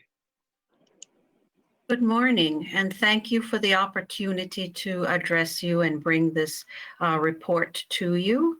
And I presume everyone can hear me. Thank you, Commissioner. Yes, ma'am. So I am going to give you an update on the results of our review from 2019. Next slide, please. And just to recap, Transportation Disadvantaged is a program that is created in Chapter 427 of the Florida Statute. It comes from state funding, as Allison just highlighted in her presentation. We provide transportation for persons who have physical or mental disabilities, have low income status or age, and are unable to transport themselves. We highlight children at risk, and that includes foster children. The Commission for Transportation Disadvantaged oversees all 67 counties, and the Florida statute requires a local planning agency, and that's why we are involved in this whole process, all from the statute. Next slide, please. So in Hillsborough County, this is what it looks like. Every county has a little different feature to the Transportation Disadvantaged program. But here we have the Board of County Commission is the coordinator of the program, the Community Transportation Coordinator. They sign all the legalese things. They have a program known as the Sunshine Line, which is the operator of the system and does the day-to-day work. We provide door-to-door trips for medical, shopping, employment, social activity. This last one, the social activity, has been a great need that the advocates of the system have continued to bring forward, and we'll have some good news on that in a few minutes. We have subsidized bus passes. The program pays for bus passes, and referrals to other services as available. The service is Monday through Friday, 6 a.m. to 5 p.m. There's windows of opportunity for flexibility in that, but that's the core hours. And I highlighted the Saturday service began this year with 8 to 4 p.m. on Saturday, thanks to the intervention of the MPO board, to referring that back to the BOCC, who then provided the service through some funding. So next slide, please. So the services are about $6.8 million is provided through the Commission for Transportation Disadvantaged, providing us $2.2 million. The Department of Elder Affairs gives about $500,000. Hillsborough County, the lion's share, $3.9 million, and $53,000 from other states, agencies such as the Juvenile Justice Department and Department of Children and Families.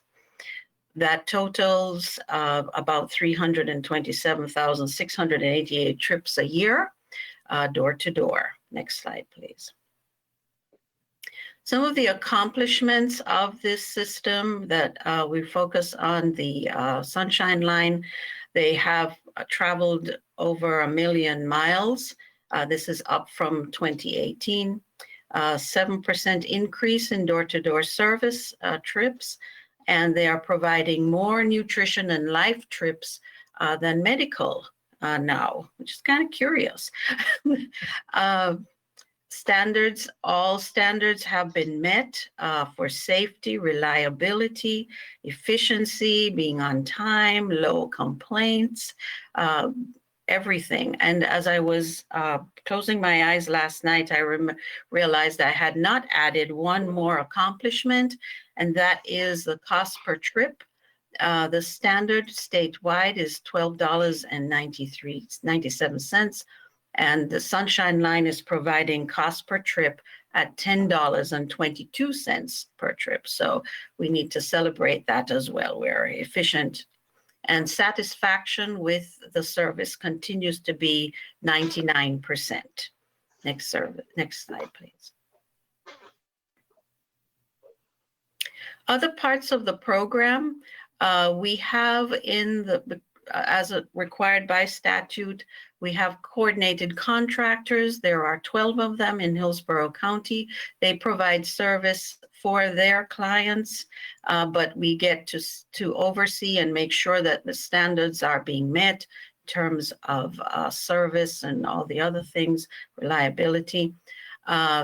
Such as Metropolitan Ministries is one, Agency for Community Service, and Angels Unaware, McLean, and more. They bring in about $12.2 million of revenue to Hillsborough County and provide for over 400,000 trips annually. Hart also is a board member of the local coordinating board, to whom I staff, and they are in the system through interlocal agreement with the Board of County Commission to sell bus passes to the Sunshine Line at market rate and to work cooperatively to accommodate reduced costs and to avoid duplication of service. Next slide, please. We had some good news last year. The state of Florida anteed up $1 million extra to provide a pilot project that was focused in Pinellas, Hillsborough, and Manatee County. It was known as Advantage Ride. It provided weekday and weekend trips for social activities as well as work and medical. 20,000 of the trips were provided through those 3 counties, and half of them were here in Hillsborough County. So we received some extra trips for about 400 persons.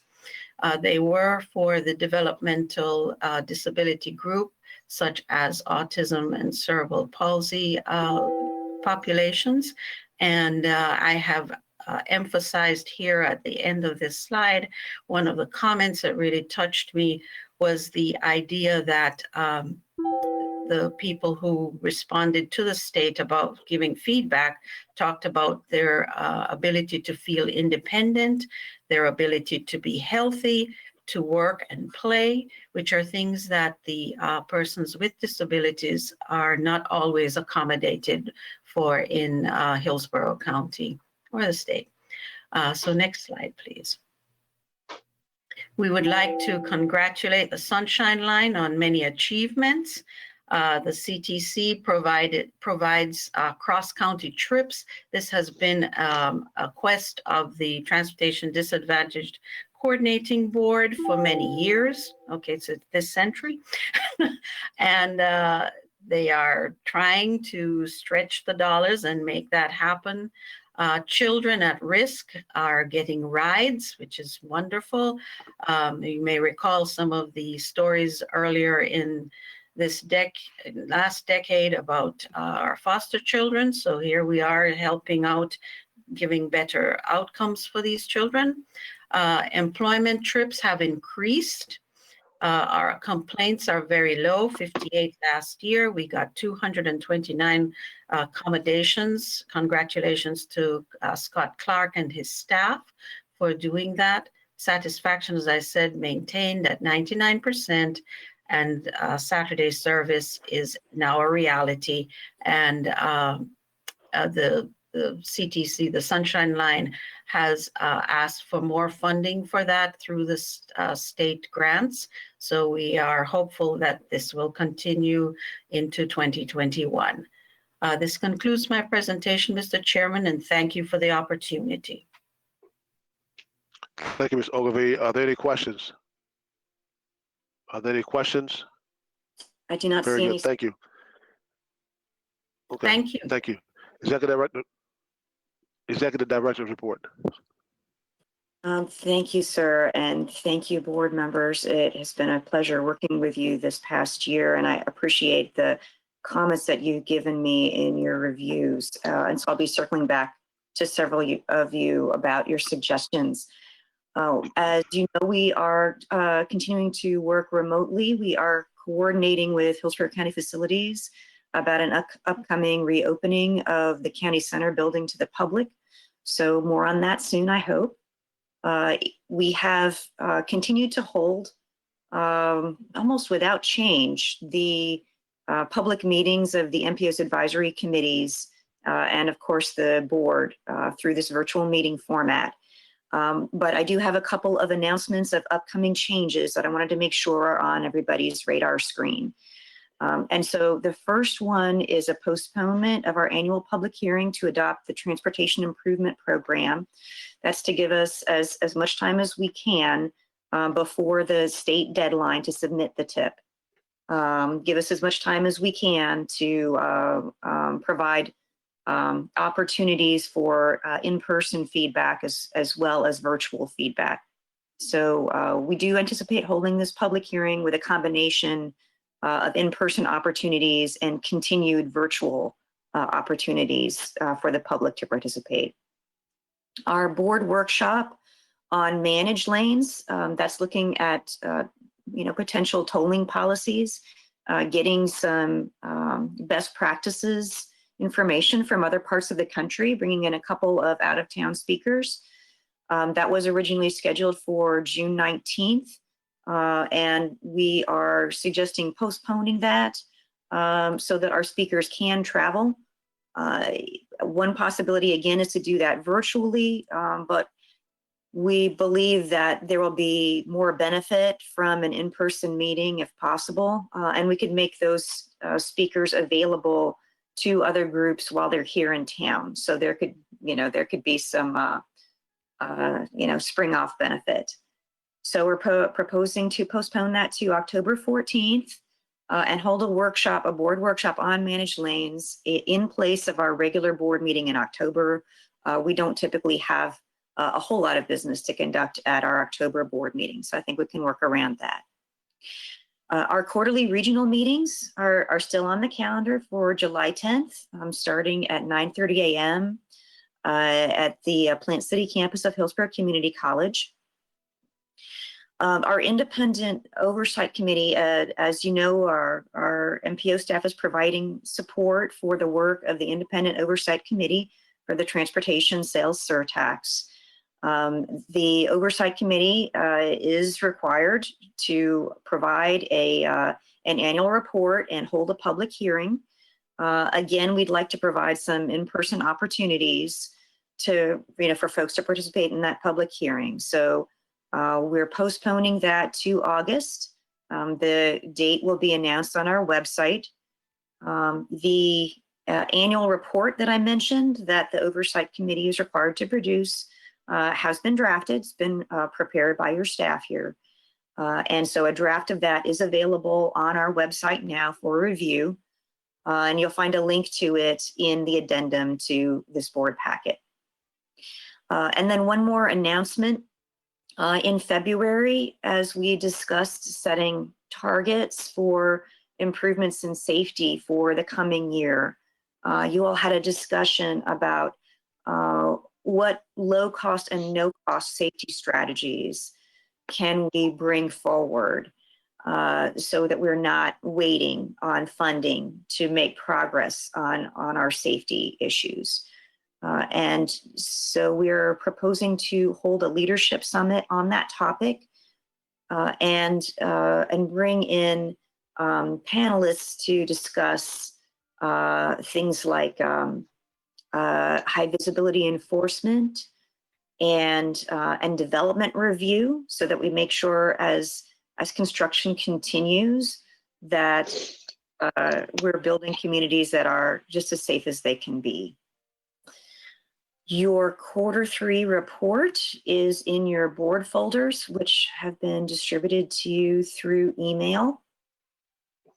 And that concludes my report, sir. Commissioner Kemp may have a question. And Commissioner Oden. Commissioner Kemp, you're recognized.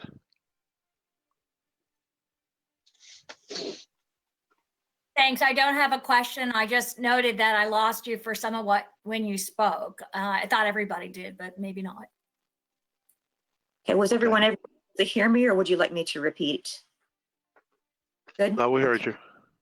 Okay, thank you, sir. Commissioner Overman, you're recognized. Thank you, Chair. Overman, you're recognized. Beth, thank you very much for your report. It's good to see what we have in the future. And I just want to ask the chair and the rest of the board to consider accommodating virtual meetings for any meetings going forward until further notice, and making arrangements as such. I personally, and I know other board members, have challenges associated with health crisis that would keep them out a little longer than what maybe we see in the way of phase-in for getting back to work under the governor's orders. But all of these meetings honestly could be attended virtually if we plan for it. And given that it actually supports our environmental sustainability goals by actually telecommuting more, I would ask if we need a motion, but I would like to take that into consideration for all of the meetings you described. For example, the TMA meeting, I know that normally is in person in early in the morning. And while it is local and easy to get to, I will not be there. I will love to attend virtually. So I think it's important that we take that to the various different group meetings and regional meetings under consideration. Thank you. Okay, we can make that happen. Commissioner Overman, I agree with you concerning the virtual meetings, but let me, is Mr. Clark on the phone? I mean, I'm still on? I'm here, sir. Mr. Clark, believe me, I would love to have virtual meetings as long as we possibly can. And Commissioner Overman hit the nail on the head. There's some of us that are old and have conditions that we have to be very careful about where we're going, what we do. But I believe somewhere in one of the executive orders from the governor, he allowed certain virtual meetings to a certain extent. And I'm thinking that that expiration of that order may be coming soon. Are you aware of that, Mr. Clark, or do I have to probably get a clarification from someone else? As I recall, sir, the executive order that allows for a sunshine meeting to be held without a physical quorum being present is EO 20-69. I believe the last thing I saw was that it's now been tied to, it's part of that phasing thing that the state's doing with reopening. I think it's been tied now to another executive order that I believe now has been extended to, and I'll double check this and I can send emails to the members, but I believe it's been extended to the first week of July. But your concern is, of course, right on point, which is that we're only able to meet virtually for as long as an executive order creates that sunshine law exemption. Hello? Oh, sir, can you hear me? Hello? I lost you there. Go ahead. Can you hear me? Did you hear me? Hello? Yes, I can hear you. I lost part of what you, did everyone hear what you said? You lost part of it? I think we heard it, sir. We heard it. I lost part of what he was saying. So Cameron, follow-up question. Yes. What he was saying, folks, is that if I remembered right, he was on point, is that the virtual meeting concerning sunshine came out on an executive order from the governor that he tied into his phase 1. And I remember there was a date that expiration for virtual meetings expired. I think he said it was July 1, if I'm not mistaken. Am I right, Mr. I believe it's early July. Yes, I believe it's. Yeah. It might not be the 1st of July, but I think it's early July. Yeah. So Mayor Ross. I'm sorry. Mayor Ross noted in the chat box that he believes it's July 7th. July 7th. Right. So yeah, thank you, Mayor Ross. So which means if the governor does not extend that executive order and says that you must now go back and start meeting in person to have a quorum, that means our virtual meetings will probably come to an end. So with that in mind, I'd like to find. Hold on. Pardon me?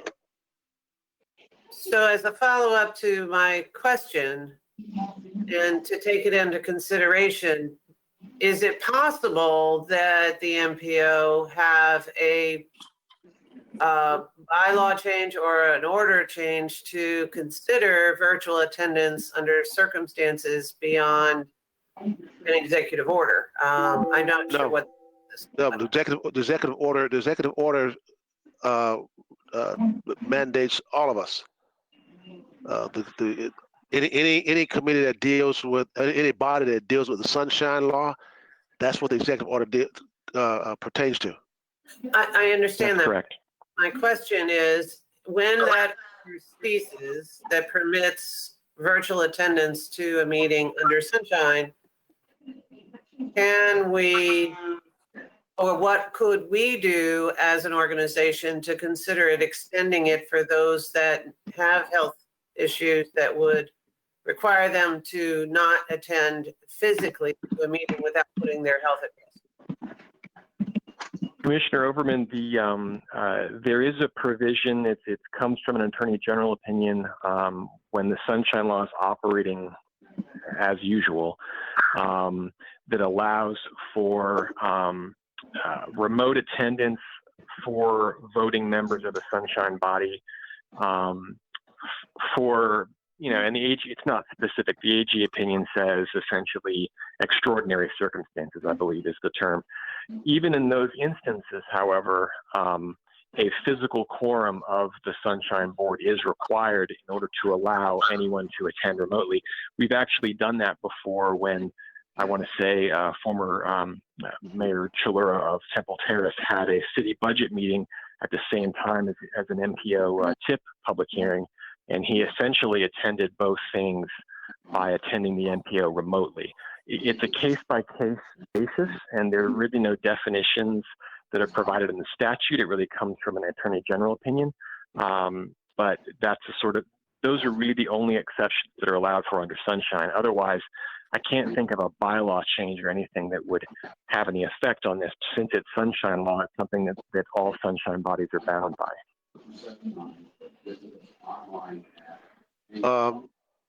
Mr. Chair, four board members have asked to speak. I'm sorry. Yeah, I see Ms. Stewart's hand. Ms. Stewart, you recognize.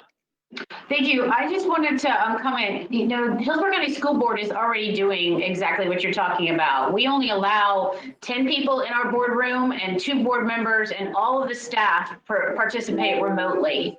And again, we're bound by the same sunshine laws. I don't see how you're going to manage that in a room big enough with the CDC guidelines around, distancing.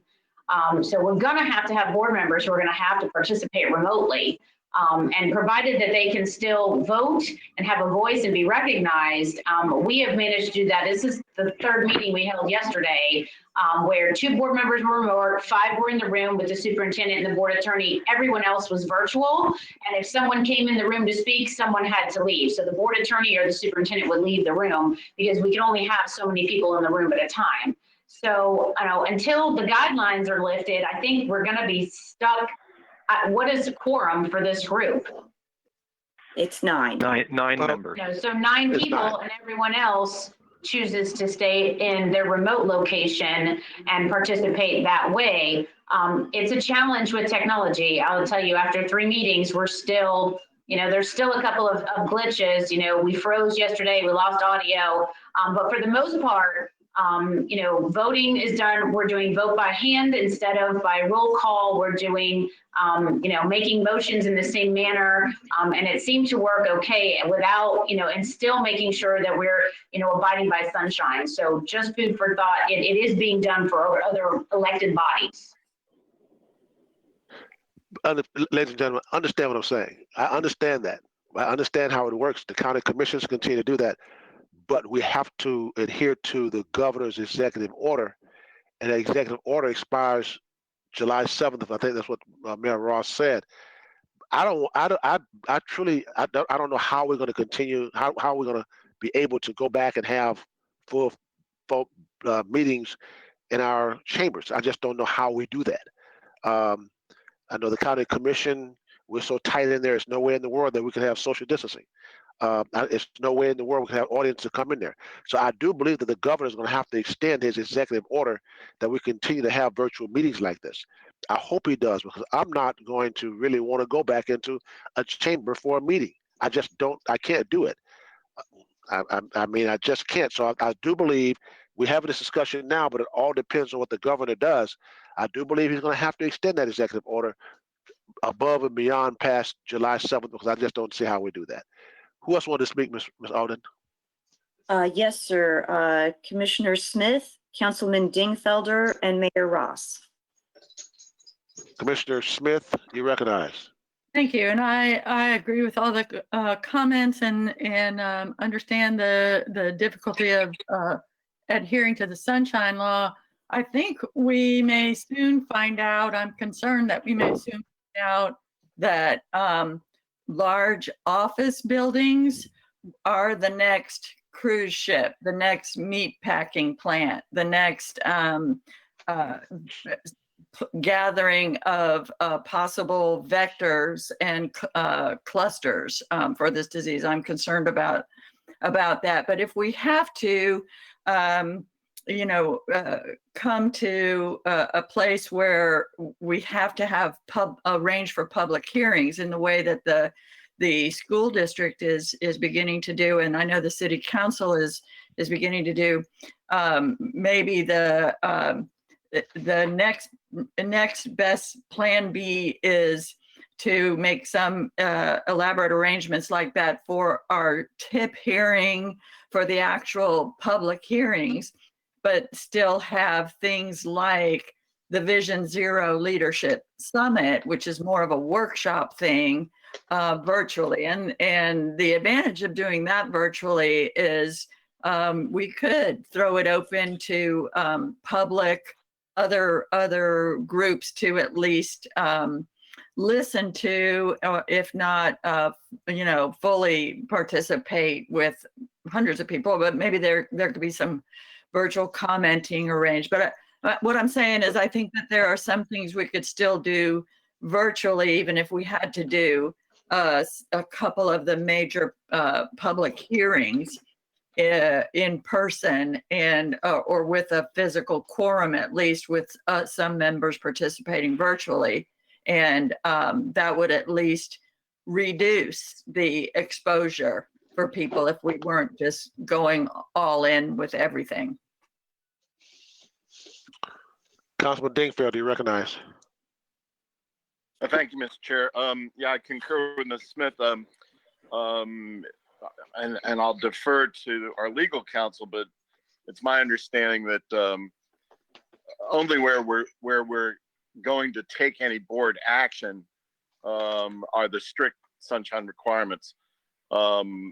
So there's probably a little more leniency in terms of continuing with virtual meetings if we're not taking action. On meetings where we have to take action, we either have to be under the governor's order or be together with a minimum of quorum. That's the statute, the way the statute reads. But the other thing I was going to offer, Mr. Chairman, was at City Council, we are reconvening and transitioning back to in-person meetings at the convention center for our quasi-judicial zoning hearings, et cetera. And we're doing that starting in June.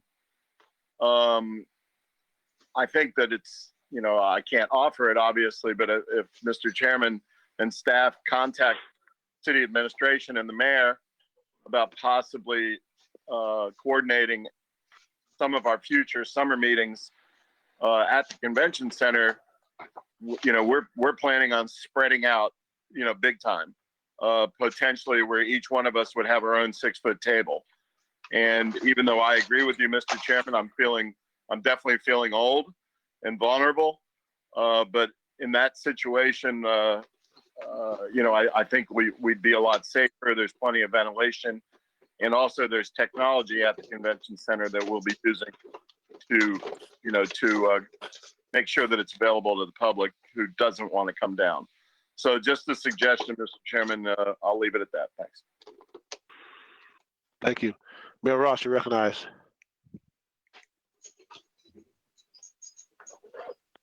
Thank you, Commissioner. Just to shed a little light on this, I know that the Florida League of Mayors has contacted the governor's office and made a formal request that he consider extending 2069 beyond July 7th.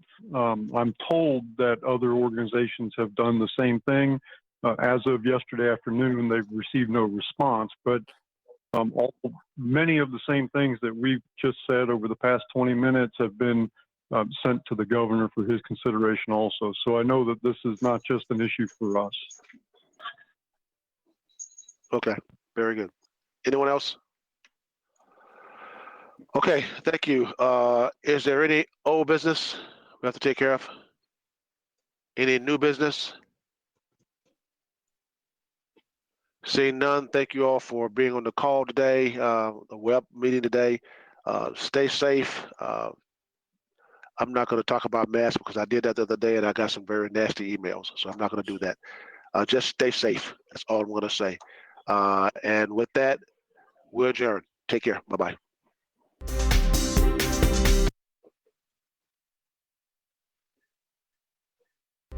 Bye, everyone. Stay safe.